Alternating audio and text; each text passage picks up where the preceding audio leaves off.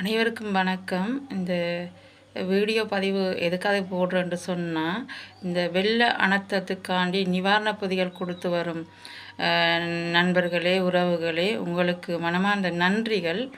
இருந்தும் நான் உங்களுக்கு கூற விரும்புவது என்னென்னு சொன்னால், இந்த வெள்ள நிவாரணங்கள் கொடுக்கும் பொழுது அனர்த்தத்திற்கு பாதிக்கப்பட்டவர்களுக்கு முதலிடமாக கொடுங்க, அது பிரச்சனை இல்லை. அதே போல் மற்ற ஆக்களும் வேலை வாய்ப்பு இல்லாமல் எல்லாம் கூலி தொழில் செய்கிற ஆக்கள் தான் அதிகமாக இருக்கிறாங்க.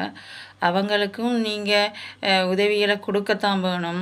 இப்போ சில பேர் வந்தால் ஒரு கிராமத்தை எடுத்துக்கொண்டா ஒரு கிராமத்துக்கு நிவாரண பொதியை கொண்டு வராங்க. கொண்டு வந்துட்டு இந்த வெள்ளத்தால் பாதிக்கப்பட்டு அகதியாக இருந்தாங்க, அவங்களுக்கு மட்டும் கொடுங்க, மற்ற ஆக்களுக்கு தேவையில்லைன்ட்டு அந்த பொதியை திருப்பி கொண்டு போகிறாங்க.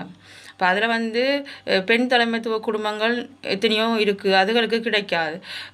நிறைய பிள்ளைகள் உள்ள ஆக்கள் இருப்பாங்க, அவங்களுக்கும் ஒன்றும் கிடைக்காது. அப்போ அவங்கெல்லாம் என்ன, அவங்களுக்கு ஒரு பாதிப்பு இல்லையா, அவங்களுக்கு அழிவு இல்லையா? வீட்டுக்குள்ளே வெள்ளம் வந்தால் மட்டும்தான் நான் பாதிப்பு இல்லையே, தொழில் ஒன்று இல்லாட்டியும் அவங்க பாதிக்கப்பட்ட சனம்தான். அப்போ என்ன செய்யணும், இவங்க கொடுக்கக்கிட்ட அவங்களுக்கு முதலிடமாக கொடுத்துட்டு மற்றாக்களுக்கு இருக்கிறத பகிர்ந்து சரி கொடுக்கணும். அப்படி செய்கிறாங்கல்ல சில உறவுகள் கொடுக்க முன் வந்தால் கூட கிராமத்தில் இருக்கிற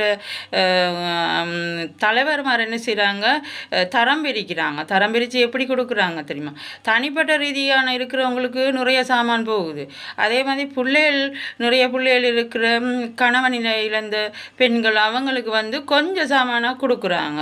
ஏன் அப்படி சுயநிலவாதியாக அவங்க அந்த பொருட்களை கொடுக்குறாங்க?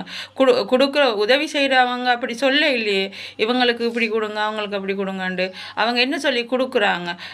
பாதிக்கப்பட்ட சனங்கள் யாராக இருந்தாலும் அவர்களுக்கு இந்த பொருட்களை கொடுங்க, இது நாங்கள் தானே அவங்களுக்கு கொடுக்க சொல்லி கொடுக்குறோன்னு கொடுக்குறாங்க. ஆனால் இவங்க அப்படி இல்லை, பாதிக்கப்பட்டவங்கன்னு கொடுத்தவங்களுக்கு திருப்பி கொடுக்குறாங்க. அவங்க என்ன செய்கிறாங்க, சில பேர்கள், எல்லாரையும் சொல்லலை, சில பேர்கள் அதை விற்கிறாங்களாம். அதை விற்கிற பொருளை இல்லாத சனங்களுக்கு கொடுத்து அவங்க வயிறார சாப்பிட்டு போவாங்க தான். எதுக்காண்டி இப்படி இந்த கொடுக்குறவங்களோட மனசை நோகடிக்க வைக்கிறாங்க இவங்க? இந்த கொடுக்குற பொருட்களை உண்மையிலேயே கஷ்டப்பட்டார்கள் கொடுங்க. இந்த வெள்ளத்தால் பாதிக்கப்பட்டவங்களுக்கு முதலாக கொடுத்தா கூட ஏனைய சனங்களுக்கு கொடுங்க. அதிகமாக நிறைய பிள்ளைகள் உள்ளவங்க எல்லாருக்குமே பொதுவாக பார்க்க போனால் இந்த மழை வந்ததால் வேலை வாய்ப்புகள் எங்கேயுமே இல்லை.